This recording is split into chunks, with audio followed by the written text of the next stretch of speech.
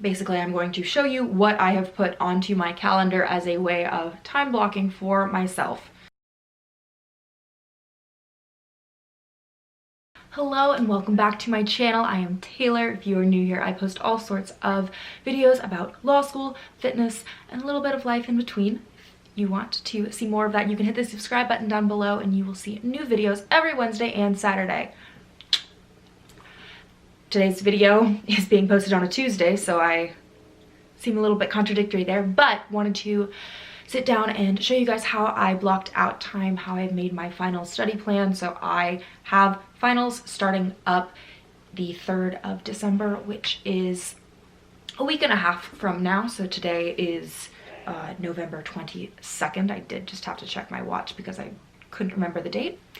So we have a little bit of time to get ready, and I am off this week for Thanksgiving, so I have a lot of time there to focus solely on it. I also have finished most of my outlines to the point that I'm at least ready to start taking practice exams with them and then start figuring out if I have any gaps in them. So my outlines have been done. I've been working on outlining throughout the semester, and I have been focusing on them this past weekend as well. So most of my outlines are done-ish, but obviously going to be a living document, so very subject to be upgraded or reformatted, all of the above throughout the weeks. So the first thing is there are a couple of non-negotiables. Obviously exams are non-negotiable, so I have an exam on the 3rd, I have one on the 7th, and I have one on the 10th, so they're nicely spaced out. And then I have a couple of professor office hours. With the rest of my time, I decided to treat it like a 9-to-5 job. So my goal is to study from 9 to 5 each day. And then as soon as 5 o'clock hits, it's the end of my day. I'm allowed to go do other things. So that's when I will go, get my workout in, or will just hang out and read, watch TV. But that's basically my mindset, and that's the way that I'm kind of keeping balance rather than studying for 12 hours a day, because I know for me that's not sustainable. I will be very distracted and very not able to maximize my studying, whereas if it is scheduled in shorter blocks of time, I am much more effective. So that is how I've chosen to set up my study plan. The very first thing I'm doing is I am checking my school website, I'm checking my course pages and seeing how many practice exams I have. I'm pretty sure I knew this information, but just wanted to verify and wrote it down, because the practice exams are, for me, the most important thing, because they are how you know how your professor is testing, and so they're how I know how my professors are testing, and all three of them have very different test formats, and so understanding how they test and how I need to be able to apply the information in my outlines for each individual professor is really important. I did make my outlines with my professor's testing styles in mind, so my torts outline is a lot more condensed. There are no cases because my professor does not want us citing cases on the exam, whereas I go into a lot more detail about cases and about arguments made in the cases for my property class, where my professor actually does care about that and wants us to be able to kind of pull out those arguments in our exam. So the practice exams are the first thing I'm putting on the calendar. I'm trying to take as many of them as possible in traditional my cat's laying on my tripod. I'm trying to take as many of the exams as possible in a exam-like setting. So all of my exams are remote, so I'm just going to be taking them as practice exams on my computer. But to simulate the same environment, I'm going to take those exams at 9 a.m. the way that they are scheduled for my actual exams, and then I am going to try to do the full length exam for as many of them as possible. Because I have so many practice exams and I do not want to be taking a practice exam every single day, I am going to take a couple of them as just abbreviated, where I'm going to read through the questions and I'm going to outline the answers and then compare that to the model answers. So I've put all of these in kind of scheduling based on when the exams are, so I have more practice exams towards the beginning because I need more of those. I also was more concerned with getting my torts practice exams, getting all three of them in, because those exams are the hardest in format for me. The format that my professor is testing is a lot more work and a lot more complicated, and the format of the test is a much more significant factor than my other exams, which are a bit more of things I'm used to as far as format. So I have 3 exams that spread the whole gamut of exam types. I have a contracts exam, which is entirely multiple choice. I have a property exam, which is a bunch of questions that are all essay questions. And then my torts exam, which is one giant essay question based on like a multi-page fact pattern. But at the end of the day, they're all exams, and a lot of this studying is going to be the same with the exception of the practice exams. But the practice exams are really, really great for me as a way to wrap my head around everything. And I know for me, that is the best way for me to study, is to simulate taking the exam. I can read something over and over and over again, and it's just not gonna train me anywhere near as well as taking a practice exam. And I think that is true for everybody. So I take as many practice exams as you can and take them as exams in an exam format. So then once I have the practice exams, and I'm also throwing in time to review the exams. So for 2 of my classes, my professors do have model answers. For the other one, I'm kind of on my own. So taking the time to review those model answers and revise my outline if I discover that I'm missing any information that was on an exam that I didn't have in an outline, maybe reorganizing it if I was struggling to find the information during the exam because of the way that it was set up.